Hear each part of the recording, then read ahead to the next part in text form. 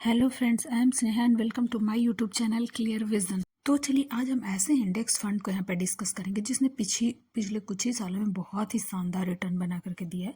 उस mutual fund का उसका नाम जो है वो Motilal Oswal Nifty mid cap 150 index fund direct growth. इसने पिछले कुछ ही सालों में बहुत ही शानदार रिटर्न बना करके दिए हैं। तो हमारा जो टॉपिक है वो हम इस फंड का रिटर्न देखेंगे, फंडामेंटल्स देखेंगे, उसके पोर्टफोलियो, कुछ स्टॉक्स देखेंगे और इसमें कितना कैसे आईपी कर सकते हैं वो हम देखेंगे।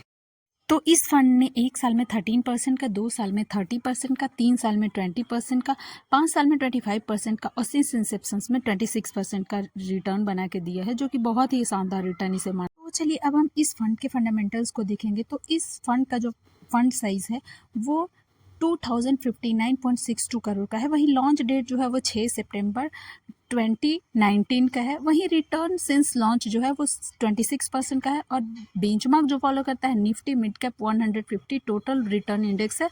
और एक्सपेंस रेशियो जो है इस फंड का 0.30% का, जो कि कम है। और एग्जिट लोड 1% का है अगर हम 15 डेज में रिडीम करते हैं तो इस फंड से।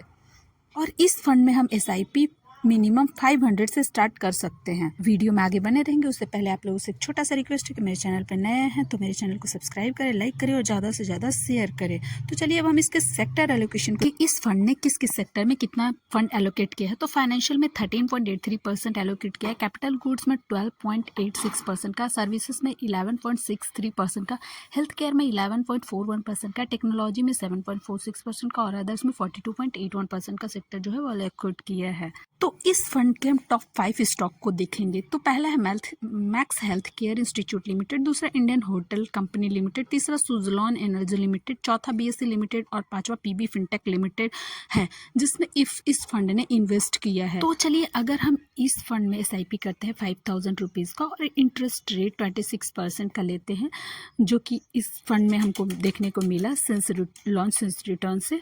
टाइम पीरियड 20 ईयर्स का लेते हैं तो इन्वेस्टेड अमाउंट 12 लाख हो जाएगा और एस्टिमेटेड रिटर्न जो होगा 3,89,93,968 रुपीज़ होता है, जो कि बहुत ही शानदार माना जाएगा इसे। और टोटल वैल्यू जो मिलता है हमारा 4,01,93,968 रुपीज़ का, जो कि बहुत ही शानदार इसे रिटर्न माना जाएगा। तो टाइम पीरियड बहुत मैटर करता है स्टॉक और म्यूचुअल फंड में।